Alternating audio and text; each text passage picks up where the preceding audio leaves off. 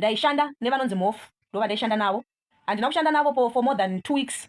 Takashanda tese kwenguva diki diki. Handidi kukunyeperai hama wadikani. Handina kubvira ndamboreceiva mari kubva kwavari ivo kana feedback inobva kwavari ivo vachinditaurirawo mafambiro azviri kuita, kana kuti mari iri kupinda kana kuti mari iri kuita sei. Ndakambokumbira help kuna Kate akaofa kundibatsira, akati munin'ina wangu zvekuramba uchichemera page iri handione zvichiita, chiuya ndikubatsire timonetize page iri. But Kate haana kunga aziva kuti kutomisa kwandakamita admin patone madetails anopinda mari akatoiswa kudhara ari kungopinda mari. Ndakabuilda page rangu from scratch. Ndakatanga from scratch rine 0 followers kusvika parasvika mukati mezuva ranhasi. Ndiri munhu wane vana vanoda kuchengetwa. I'm a single mother. My husband passed away. Ndinochengeta vana vangu ndiri 1. Ndichichengeta vana vangu inini ndiri 1. Ndinotarisira kuti pandinoshanda ndidyawo cheziya, kwete kuti inini ndoshanda vamwe vanhu vachidya cheziya rangu. Mhuri yeZimbabwe kusangana zvakare pachannel ino, channel yeZim Witness TV yandinokupai nyaya dzakasiyana-siyana. Uye kana kari kekutanga kusvika pano ingobayawo button rekusubscribe, then turn on the notification bell kuitira kuti usarasikirwe nema-updates andinodzoka nawo pano nguva nenguva. Mhuri yeZimbabwe mumastreets esocial media amuna kumira zvakanaka. Chipo the trouble causer abuda achichema zvinosiririsa apo achirondedzera nyaya yake yekuti Madam Boss naMofu vakamubira mari yake. Chipo ataura iye akati kubva zvaakatanga kurana peji rake akangodya iye $700 chete papeji rake rine 800,000 followers. Mhuri yeZimbabwe achema iye akati Mofu vane moyo weutsinye, Mofu ndo vaidya mari yake panguva yese iyi. Uye ataura iye akati ini handina kumbobvira ndadanana naMofu sekutaura kwaiita vanhu, nekuti ndaiti ndikada kutaura hakuna aindinzwa, asi vanhu vaingondishedza vachinditi hure ndakatora murume wemunhu, asi pachokwadi handina kumbobvira ndadanana naMofu. Chipo aenderera mberi akati zvinhu izvi zvinoratidza kuti zvinhu zvainge zvakarongwa kuti vandifikise, asi zvavari kundifikisa kudaro vanoti mhuri yangu inodyei, ndine vanawo vanoda kuenda kuchikoro. So mhuri yeZimbabwe ndakukusiyai muchinzwa Chipo achirondedzera nyaya yake pane zvakaitika between iye Madam Boss naMofu. Nyaya yangu yakamira yakadai guys. Munoziva nyaya yepeji rangu mafambiro ayakaita. Ndaishanda nevanonzi Mofu ndova ndaishanda navo. Handina kushanda navo for more than 2 weeks. Takashanda tese kwenguva diki diki. Panguva diki diki yatakashanda isusu vakanditaurira ivo vakati peji rako iri Chipo rinokwanisa kuti uri monetize. Kana uchinge wari monetize so that uchiti ukaposta content yako unowana something. Saka isusu hande tinovhura makadhi ekuti tigoisa ekuti mari inosvikira mukadhi. Takaenda pamwe chete tikanovhura zveshuwa makadhi edu. Taenda kunovhura makadhi edu, inini handinozombobvunzwa account number, and remember ivo vanga vato admin page pangu inini. He never asked me for my details ekuti vaise ipapo, and I asked him. Pandakavabvunza handisi kuda kudzosera nyaya dziri kumashure, but ndiri kukuudzai kuti muzive where I'm coming from, and kana muchida kundifollowa panew page rangu mundifollowe, because hama dzangu page rangu iri hapasisina. I worked for nothing. Ende zvinondirwadza kuona ndakutaura kudai, so ndinenge ndanzwa nekurwadziwa mumwoyo nekubackground ndiri ndega. Ndazvipira kuti nditaure pamberi pemunhu wese kuti muzvinzwisise hama wadikani, zvinorwadza ende hazvidi kudarano pavanhu vanozivana uye vanhu vanoshanda vese. Asi kana zvakudai so zvinorwadza. Handitika so tanhingirikina ndavabvunza kuti kose musina kuisa maaccount details angu mimi, but page riri kutaura kuti rane masters and page riri kumonetize.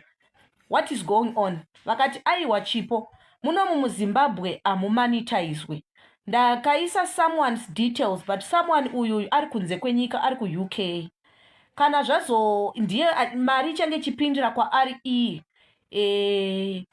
ozotumira kunoko handitika. And from that time handidi kukunyeperai hama wadikani. Handina kubvira ndamboreceiva mari kubva kwavari ivo kana feedback inobva kwavari ivo vachinditaurirawo mafambiro azviri kuita, kana kuti mari iri kupinda kana kuti mari iri kuita sei. Ndakambokumbira help kuna Kate akaofa kundibatsira, akati munin'ina wangu zvekuramba uchichemera page iri handione zvichiita, chiuya ndikubatsire timonetize page iri. But Kate haana kunga aziva kuti kutomisa kwandakamita admin patone madetails anopinda mari akatoiswa kudhara ari kungopinda mari handitika. ende ndakaramba ndichiposta maskits ndichiita Kate achinditi ita maskits iye achiposta nekusaidi uku. Ndaiti ndikaita skit ndopa Kate obva andipostera kuitira kuti mari ipinde yakawanda. Kupedzesera mari yanga yakutoshowa papage pangu kuti zvoni mune 1000 something mune mari yakati mapinda mari yakati. Handitika zvese ndakatumira Kate mascreenshot. I think page rangu risati rahekwa ndakatumira Kate mascreenshot ndikati mukoma mascreenshot ari kunditaurira kuti iwo mune mari mupage mangu umu. Zvikanzi naiye ko mari iyi iri kuenda kupi because ina handina kuisa maaccount details angu saka mari iri kuenda kupi. Ndikati inini handise handiziva handizvinzwisise zvemapage. Akati neniwo handichaita se handichazvinzwisisa. So mazuva apfuura ndiri kudzoka kwamuri kuti ndikutaurirei. Handisi kuti ndinoda kuunza nyaya dzangu pajekerere asi ndoda kuti muzive ina handidi kurwadziwa mumwoyo kana kunyepedzera kufara ini ndichibatikana. Ndakabuilda page rangu from scratch. Ndakatanga from scratch rine 0 followers kusvika parasvika mukati mezuva ranhasi. Ndiri munhu wane vana vanoda kuchengetwa. I'm a single mother. My husband passed away. Ndinochengeta vana vangu ndiri 1. Ndichichengeta vana vangu inini ndiri 1 ndinotarisirawo kuti pandinoshanda ndidyawo cheziya kwete kuti inini ndoshanda vamwe vanhu vachidya cheziya rangu. Just 3 months ago I received a call from UK. Ndareceive a call from UK. It was a WhatsApp calling. There was a man akanditi ndini ndakaiswa madetails angu inini papage pako ndipe madetails ekuti ndikutumire mari. Ndichibva ndatumirwa $700 for the first time nemunhu anga achingodya mari yangu for the past 3 years. Ndobva nditumira $700. Ndobva ndavati alright manditumira $700 ko alright chindipaiwo paakanyorwa pasi kuti mari dzangu dzanga dzichipinda mari. Zvikanzi mari yako yakatanga kupinda kudhara asi mari yako ndaingotumira. Ndikati maitumira kunaani? Handitika because inini hamuna kubvira mamboita se mambonditumira mari matanga kunditumira mari izvezvi kochi. Handiti murume uyu akabrasha off haana kuda kutaura zvakawanda kana nini ndakabva ndangoti ndinege ndinyarare zvekugara ndichingotaura hazviiti vege ndinyarara hapana munhu anondinzwisisa ndobva ndanyarara. Next month ndobva ndibata aiti paakandipa mari ndakazomboita zuva rekuti ndakatraya kumufonera kuti nini ndinyatsonzwisisa. Handitika foni yangu haana kudaira even mamessages I've got everything, I've got proof. Haana kudaira anga asingadayiri mamessages angu. Then a month later ndobva afona futi ndobva ati Chipo ndine mari yako. Ndobva andisira $300. Handitika andisira $300 yaya mbva ndamuti futi ndoda kunzwisisa pa $700 yaakandipa yaya akatonditi saka inini tinogona kutaura percentage yekutiwo munopota muchindipa because mari iri kupindira muaccount mangu. Ndikati inini handina hangu dambudziko but handisiri ndakakuisai. I want to know kuti akakuisai papage pangu ndiani. Haana kutaura. Page 2 paakandipa $300 haana futi kutaura. Page 3 just last month ndobva andipa $60. Handitika ndichatraya kuva strong guys. Ndichatraya nepese pandinogona kuti ndive strong. Ndangozvaona kuti zviri nani ndizvipire nditaure. Vanondivenga ndivengei. Kune mafans avo vanowirirana navo vanovada vari loyal kwavari and everything and handisi kuti regedzei kuva loyal kwavari but ndoda kuti muonewo kuti zvavari kundiita inini uye zvavakandiita zviri fair. Ndo chete zvandoda kungoziva. Just last week but 1 ndakapiwa badge mark iri papage pangu. Ndapiwa badge iriyariyana. Ndine mukomana akambondirikavhira page rangu parakahekwa paye. Kuhekwa kwakaita page rangu havasiriwo vakahekesa page rangu. I want to tell the truth. Handidi kuti ndipomedzere vanhu zvavasina kuita. Pakahekwa page rangu vakawanda munoti ndakati ndivo kana kuti vamwe munoti ndivo. Aiwa havasirivo. Pakahekwa page rangu ndakaona ndaisirwa chiblue tick chiya ndakanobaya pachiblue tick chiya mba ndabaya link mba ndaita sei. Ndo mahekerwa ndakaitwa page rangu. Handitika apa pandapiwa chimaki ichocho chigreen chechiya ndakati ndachipiwa ndakati handina pandiri kuzobaya. Zvandakuita apa ndakutanga ndatsvaga munhu anonyatsoziva. Ndine mukomana akandirikavhira page rangu. Rege nditaure nemukomana akandirikavhira page rangu nditaure naye aone kuti ndizvo here. ndataura naye mukomana weyo ndobva ati alright papinda mupage ndobva atoti azvesure it's a blue tick wapiwa naZuckerberg, it's confirmed from Meta. And then ndobva ndachimuti hanzvadzi, vamwe vanhu vari kuraramawo nesocial media, vari kuwanawo cheuviri. Inini handina chandiri kuwana pasocial media, ndachikumbirawo kuti undibatsirewo. Pane munhu ane madetails ake ari papage pangu anowana mari, akatombondipa 700, akandipa 300, akandipa $60. Ndanga ndichikumbirisawo kuti kana uchiziva panenge paine madetails acho ubvise, ndiso angu inini. Mukomana ndobva anditi aiwa it's okay, iwewe taura nemunhu wachona ane madetails acho, anokwanisa kuti sei anokwanisa kuzvibvisa. Kana achinge azvibvisa toisa madetails chimanyowana. Handitika ndobva ina ndakutya kufonera munhu uyoyo, bandamufonera bandamuti hanzvadzi, paita nyaya yekuti ndauda kuti ndichikwanisawo kutambirawo mari yangu inini ichisvikirawo kwandiri panoti isvikire nekwamuri imimi. Saka ndiri kufungawo kuti ndimbobudawo. Ndakatounganidza kamari kuti ndiuye kwandiri kunoku, ndozvandakafambira. Ndakatounganidza kamari kuti ndifambire izvozvo, ndikwanisawo kuwana something papage pangu, ndikwanisawo kuriritirawo vana vangu, ndikwanisawo kuraramawo upenyu hunoraramawo vamwe. Vakomana zvinhu zvakaoma. Pane pamwe paunoona kuti uri kutraya but zvichiramba. Woona kuti kusocial media kwacho pamwe ndikadai so pamwe ndinobudirira. Murume ndobva anditi inini handina kupiwa access to your page. Chakangoitika ndechekuti madetails angu akaiswa, but zveshuwa madetails ari kupinda mari ndeangu inini akaiswa, but handina kupiwa access yekukwanisa kubvisa kana handina chaanda kupiwa access iyoyo. Ndikati wow, saka imimi ndiani akaisa madetails enyu acho? Zvikanzi ndimhofu. Fonera mhofu uite sei uningirikini uvanzwe, ndo vakandiisa papage pako. Ndikati but mamukwanisa ndiba zvikanzi handina chandokwanisa kuita because inini handina access.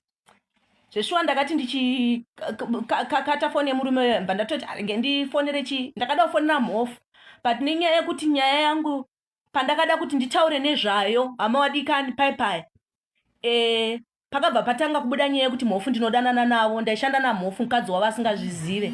Nhasi ndozuva ranoda kukudzai chokwadi. Mukadzi wavo aizviziva kuti inini ndaishanda nemurume wake. Mukadzi wavo aizviziva kuti inini ndaishanda nemurume wake. Mukadzi wavo aizviziva kuti inini ndaishanda nemurume wake. It's only that voice rangu harina kunzwikwa. Pandakazama kuda kuexplaina my side of the story, hakuna munhu akabvira ada kuteerera side rangu.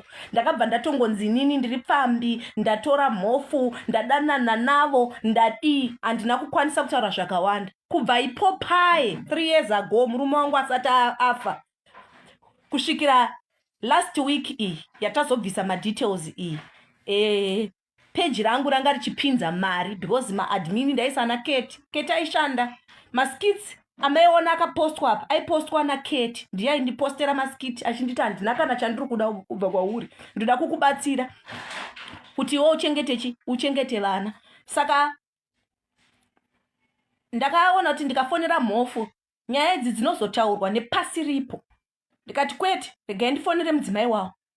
Ndakafonera mudzimai wavo, foni yangu haina kudayirwa. Ndakashaya kuziva kuti ndoita reach out kuna ani, ndoudza ani kuti andibatsire. Handisi munhu anokwanisa kutuma vanhu vanotuka vanhu kana vanotaurira vanhu nyaya pasocial media.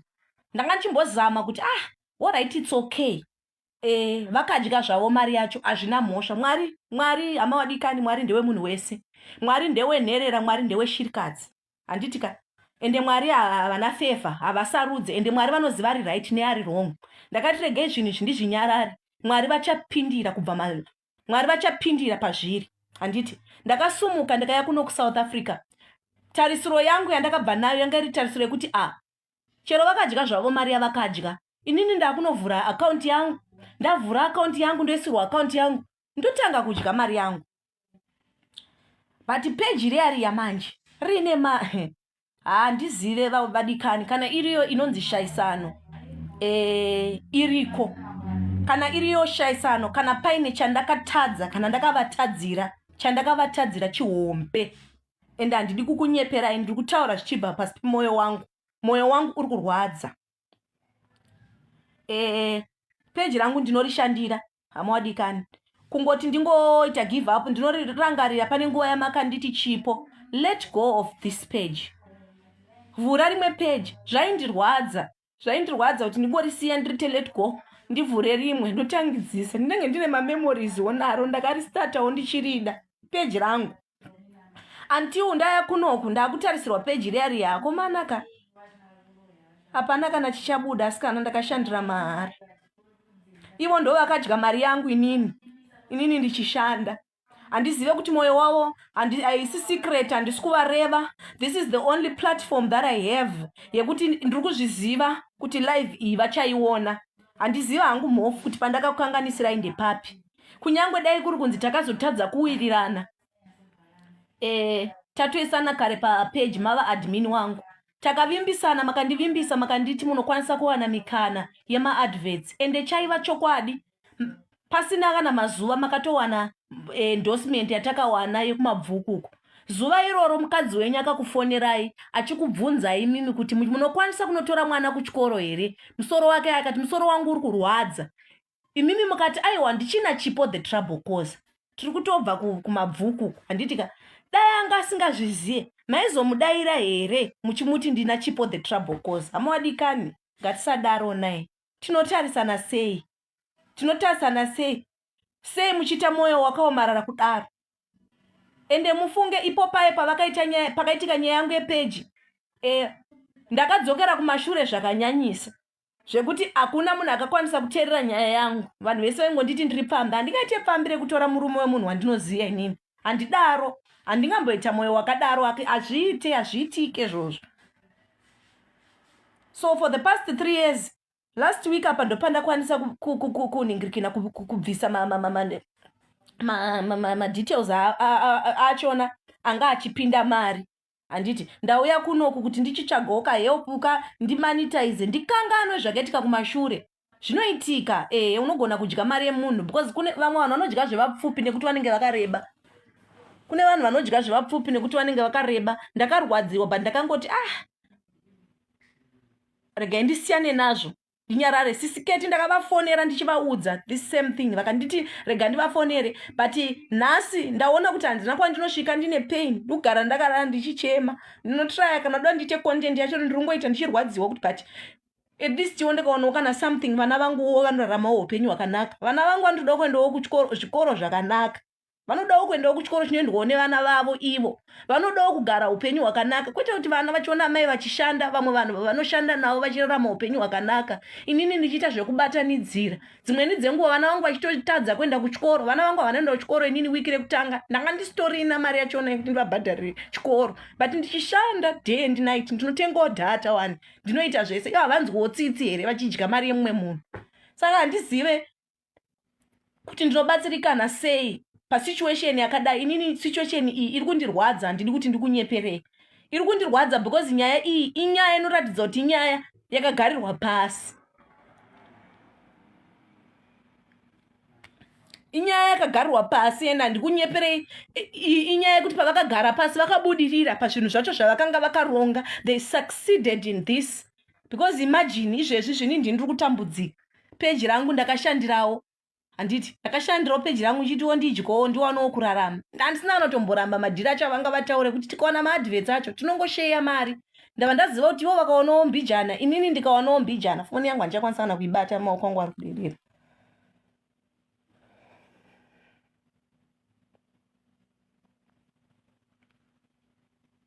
Hapana, dai vaida kuti tiyananisane, my dear sister. Hakuna munhu anofarira kutaurirana seni. Situation inonzi haikwanise kugadzirika isituation yekuti zvoni munhu anenge afa. Manzwisisa? Situation yekuti munhu anenge afa ndo situation isingagadzirisiki. But masituation ese aya masituation yekuti dai vaida kutaura neni. Handitika kubva pakaitika zvese izvizvi havana kubvira vambotaura neni kana kundifonera kuti Chipo there's a misunderstanding. Alright, ndanga ndaisa account yemunhu ari ku-UK but kuri kupinda mari iri kupinda imari yakati. Ende kuti ndizoziva kuti iye uyu wachona ari uku kuchakazomupa simba rekuti zvoni azotanga kundipa mari. Bhozisi tinorwirwa naMwari ende nini ndinonamata. Ndinovimba naMwari ende chokwadi chinogona kunonoka kubuda. asi pandakatukwa ndikashoropodzwa ndikanzi pfambi ndikaita sei chandakagona kukwira mugomo ndichipfugama ndichinamata ndichiti Mwari, zuva rekuti chokwadi chizobuda pachena ndinorikumbira kubva kwamuri. Zuva rekuti zvizozikanwa kuti ndiri kutaura chokwadi inini handisi kunyepa, ndokumbirawo kuti rizosvika. Handifarire kuexposa munhu ndisina chokwadi chakakwana. Zuva ranhasi ndiri kutaura zvinhu izvi ndine umpowo 101%, ende ivo vari kuzviziva.